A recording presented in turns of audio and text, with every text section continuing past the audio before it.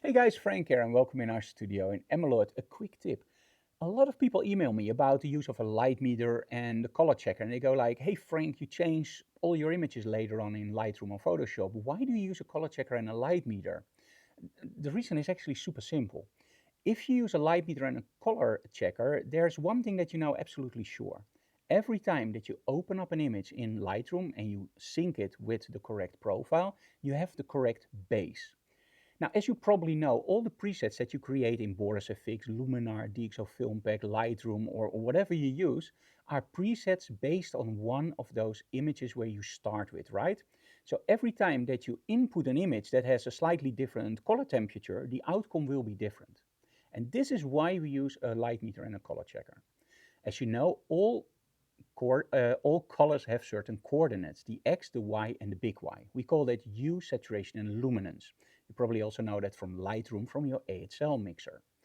Now, if you make sure that all those coordinates are 100% correct, and that's why you use the light meter for the big Y, the luminance, and you use the color checker for all those squares so you know that the X and the Y are correct, then you have a perfect base. And now every time that you use a preset, you know that the results will be exactly the same. And in essence, it's super simple. Shoot the color checker, make sure that it's properly lit, and then during the photo shoot, just use the light meter if you change your lighting.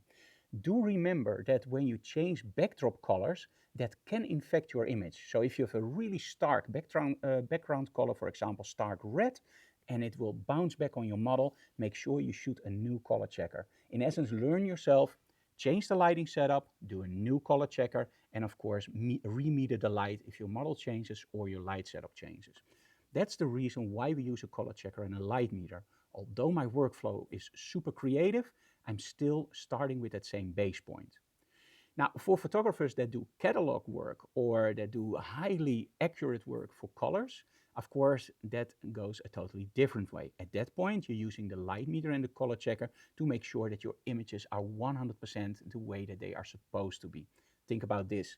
When you have a catalog and you order a red sweater and a red scarf, and they look the same in the catalog, you want to make sure that if they arrive at your home, they still look the same. And well, in most cases, you probably know that already, it doesn't. So that means that the photographers didn't use a light meter and a color checker. And it means that you have to send back all your stuff. And yeah, that's not great for the climate, right? So don't do that.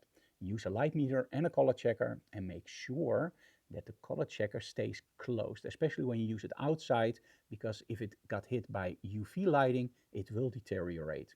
And also one final tip, a color checker has to be changed after 2 or 3 years. If you want to have it super accurate, make sure you take that into account. If you have a color checker that's 8 or 9 years old, I'm pretty sure that one isn't accurate anymore.